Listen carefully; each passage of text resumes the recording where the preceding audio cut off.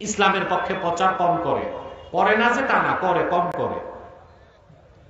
ওইসব আলেমদের প্রচার করে যারা তাদের ভাষায় মডারেট আলেম। কি আলেম?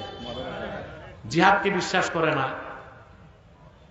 তারপরে ওদের ভাষায় জিহাদ হচ্ছে চরমপন্থা, এটা বিশ্বাস করে না।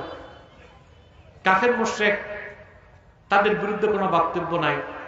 মুরতাদদের শাস্তি মৃত্যুদণ্ড, এগুলো যে মৌলবী বা স্কলাররা বলে না, তাদের প্রচার আবার করে মিডিয়া। ইসলামের পক্ষে পরিপূর্ণ প্রচার স্যাটেলাইট মিডিয়াগুলো করে না। ইসলামের দাওয়াত ছড়িয়ে দিচ্ছে সোশ্যাল মিডিয়াগুলো। এই জন্য কখনোই আমি ইউটিউবার ভাইদেরকে আন্ডার এস্টিমেট করি না। আমি মনে করি ওরা যদি ন্যায়পরায়ণতার সাথে, আমানতের সাথে আল্লাহ দ্বীনের দাওয়াত মানুষের ঘরে ঘরে পৌঁছে দেয়, তারাও দ্বীনের কর্মী হিসেবে হাসর ময়দানে জায়গা পেয়ে যাবে ইনশাআল্লাহ। বলে ও মিয়া বগ্গা বগ্গা, বসো, সব বসো।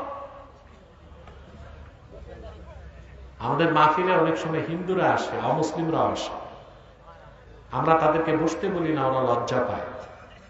আমরা মনে করি দাঁড়িয়ে থাকো আর শোনো।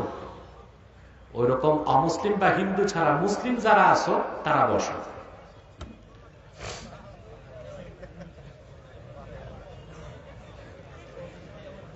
এরপর যার কথা লাগবে না, বুঝবেন ওটা মেড বাই প্লাস্টিক। ওইটারে শোনানোর মতো শব্দ আমার স্মৃতি ভান্ডারে নাই। সম্মানিত শুধু আলিফ লাম রা হুরুফুল মুকাত্তাতের পর আল্লাহ তাআলা বলেন, কিতাবুন আনজালনাহু ইলাইকা